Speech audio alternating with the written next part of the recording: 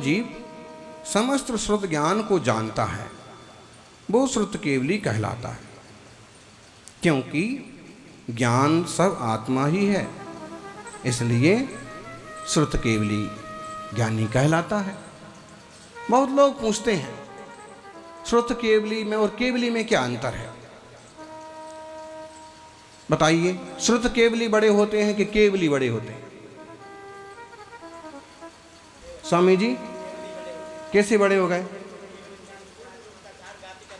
अरे वो परिभाषा तो ठीक है, लेकिन श्रुत केवली इसमें 5 अक्षर है और केवली में 3 ही अक्षर हैं, वो छोटा है। हाँ, तो अब इसको ऐसे समझिए कि जैसे डिप्टी, डीसीपी, डीएसपी, डीसीएम, वैसे ये है केवली तो वे हैं जो बिना इंद्रियों के आत्मा से प्रत्यक्ष लोकालोक को जानते हैं, और श्रुत केवली वे हैं कि श्रुत के माध्यम से लोकालोक को जानते हैं, जिनवाणी के माध्यम से, द्वादशांग के माध्यम से। इसलिए बड़े तो केवली हैं।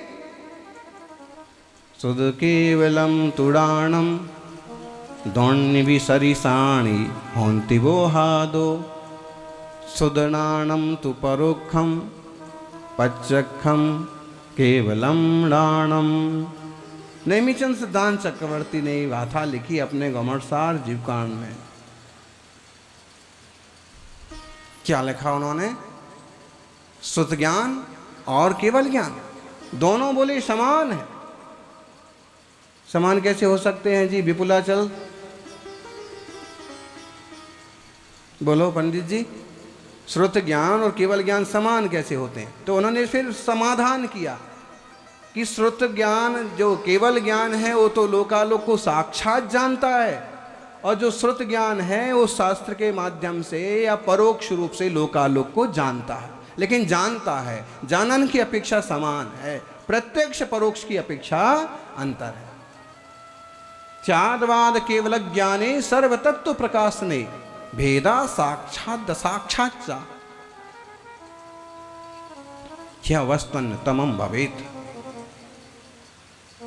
समंत्रभद्र ने अपने आप्तमीमांसा में बात कही कि शादवाद ज्ञान में और केवल ज्ञान में साक्षात और असाक्षात का ही अंतर है, बाकी जैसा वो जानता है वैसा ये जानता है। इसलिए इस काल में केवली नहीं मिले, इस बात का रोना रोने से कोई मतलब नहीं है। नहीं है तो नहीं है, केवली नहीं है, केवलियों की वाणी तो है। केवली नहीं है, केवलियों की बात कहने वाले, उनके रूप को धारण करने वाले मुनिराज तो हैं। उससे वही मिल जाएगा आपको जो उनसे मिलता था। आपको मालूम है महावीर स्वामी के बाद कितने केवली हुए? कई हुए हो सकते। फिर अनुबद्ध केवली पूछें तो कितने हुए? 3 हुए। कौन कौन से? गौतम स्वामी, गौतम स्वामी, विशाखाचार्य, गौतम स्वामी के बाद दूसरे नंबर पर सुधर्माचार्य, तीसरे नंबर पर जम्बू स्वामी।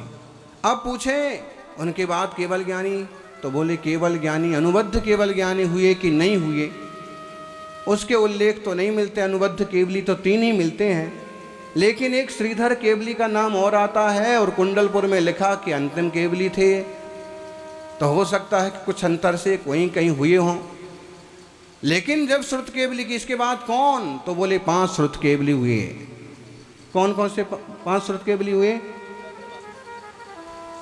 एक का तो नाम हम बता देंगे, आप 4 का बता दो। चलिए कौन बताएगा? 5। कोई गिफ्ट है आज? आज हाथी मिलेगा अगर कोई बताएगा तो, लेकिन हाथी ऐसा मिलेगा कि आपको उसको अपने सर पर लेके जाना पड़ेगा, उसके सिर पर बैठ के आप नहीं जा सकते।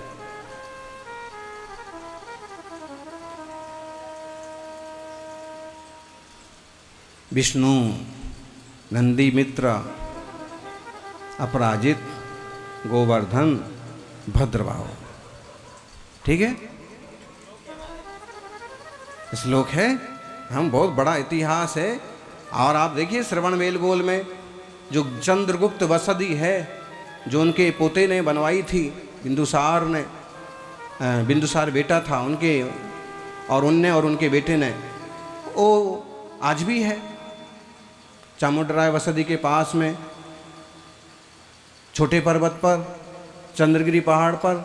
और जो बसदी है उसमें प्राचीन काल की पूरी कॉमिक्स खोदी हुई है, शिल्पकारी है, चित्रों के माध्यम से बताया कि कैसे भद्रबाहु के लिए गोवर्धन आचार्य उनके माता पिता से मांग के ले गए कि बच्चा, तो वो पूरी कहानी है ना, गोटियों के ऊपर गेंद रख रहे थे, और उन्होंने 11 गेंद एक के ऊपर एक रख दिए, 14 गेंद रख दिए। तो कहते हैं तभी गोवर्धन नाम के आचार्य वहाँ से संघ के साथ निकल रहे थे।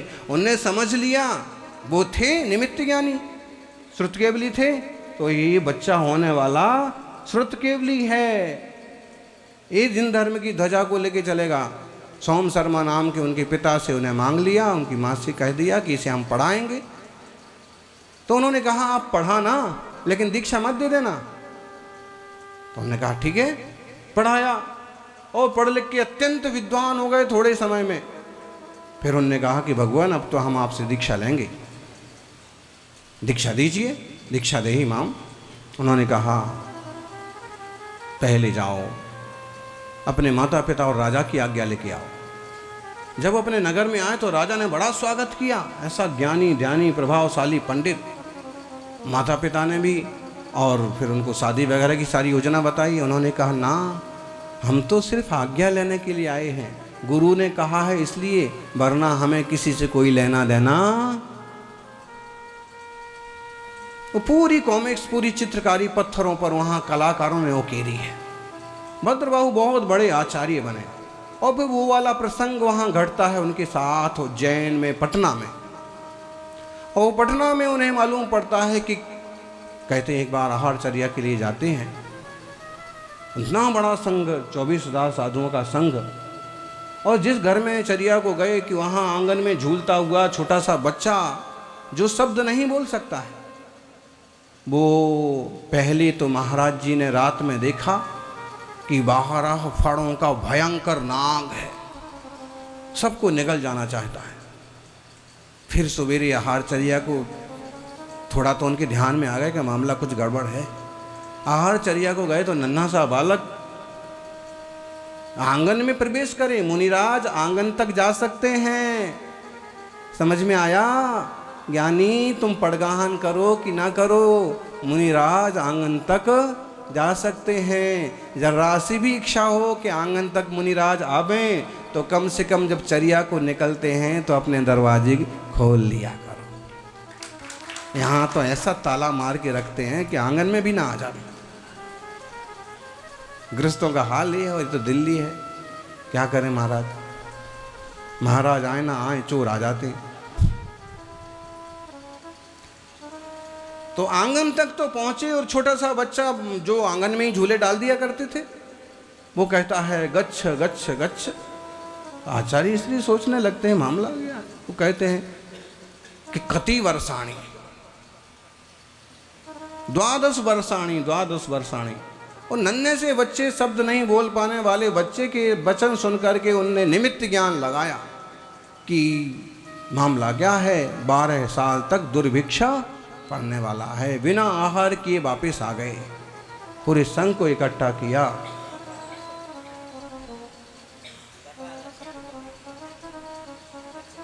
हाँ, बटार दक्षिण भारत की तरफ जाइए। नहीं, वो भद्रबाहु स्वामी संघ को इकट्ठा करते हैं, सबको इस मामले में समझाते हैं। देखिए ऐसा होने वाला है, उत्तर भारत में 12 साल तक दुर्भिक्ष की संभावना है। अकाल पड़ेगा, पानी नहीं बरसेगा, बरसेगा बहुत थोड़ा बरसेगा, होगा थोड़ा फूट, कहीं घास फूस, थोड़ा सा अन्न पानी होगा, वरना खाने के लिए लोग तरस जाएंगे।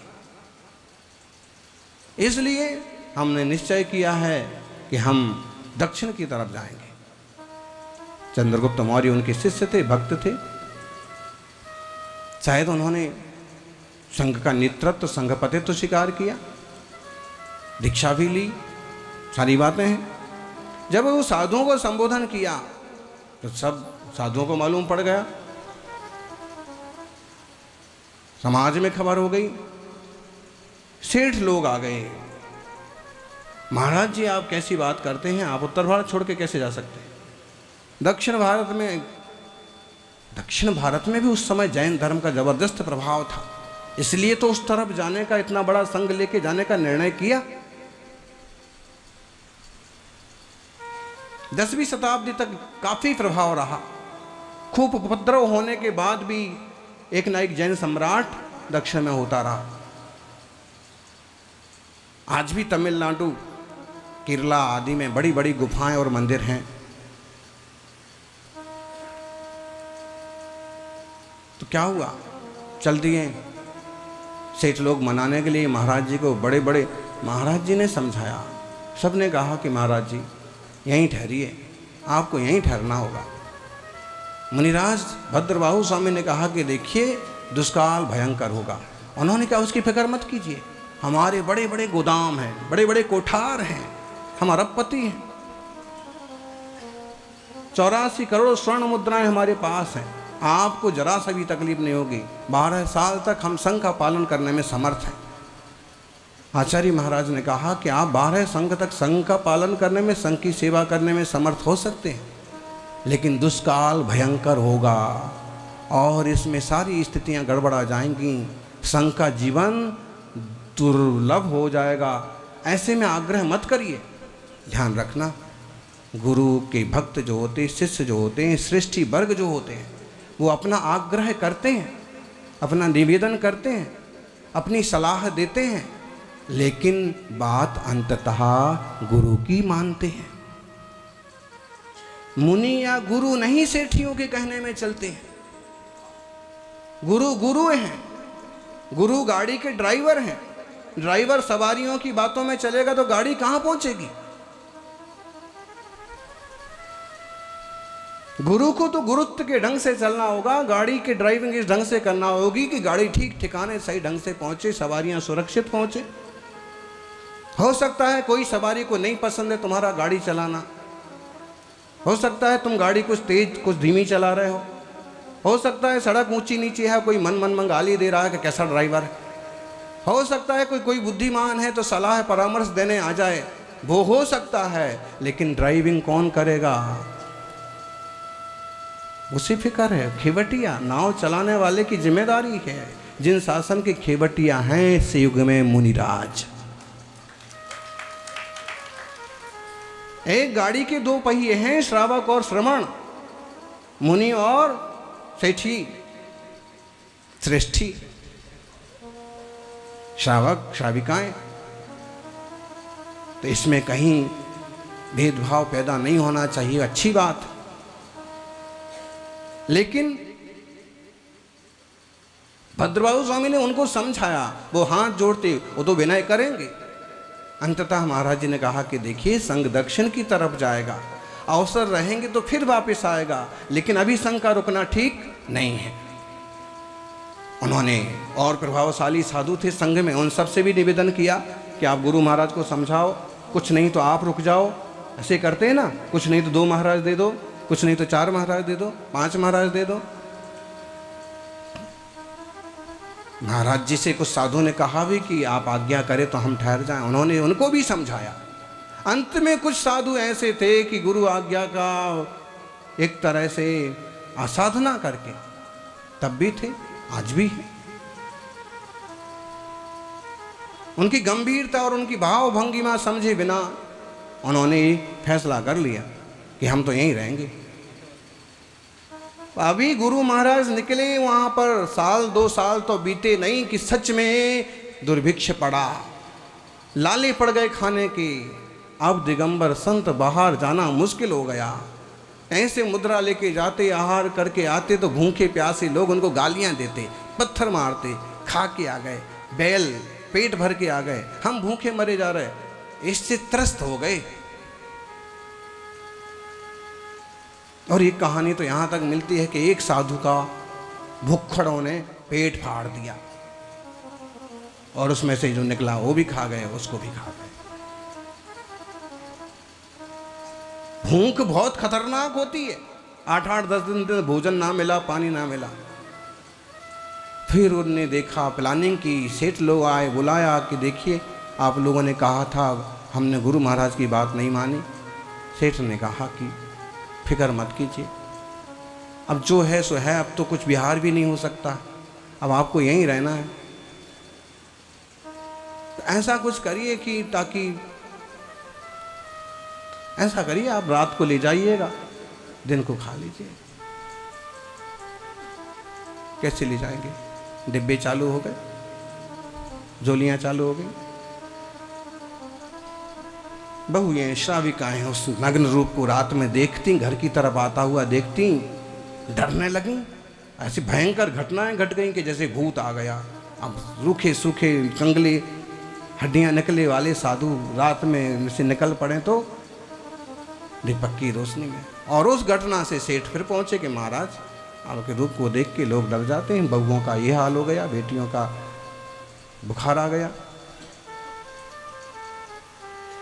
आप कम से कम एक खंड वस्त्र तो ऐसे कपड़ा पहन लीजिए। साधु ने का कपड़ा नहीं पहन सकते, दिगंबर मुनि, कम से कम आप आधा कपड़ा हाथ पर डाल लीजिए। अर्धफालक पूरा इतिहास है। मथुरा के कंकाली टीला की खुदाई में एक ऐसी फोटो, ऐसी मूर्ति मिली साधु की कि आधा कपड़ा हाथ पर लटकाए हुए, जैसे महाभारत में राजा लोग आधा कपड़ा नीचे लटकाए रहते पूरे शरीर पर और आधा कपड़ा हाथ पर लटका हुआ, जैसे शकुनी मामा का, उस टाइप से। तो पहले चालू वो हुआ कि हम पहन तो नहीं सकते, लेकिन अब सामान लाते, सामान संभाले कि कपड़ा संभाले। उस पर भी रात को लोग तो भूखे प्यासे यहाँ वहाँ अंधेरे में तड़पते पड़े रहते, लेकिन कुत्तों को गंध आती, वो पीछे पड़ जाते।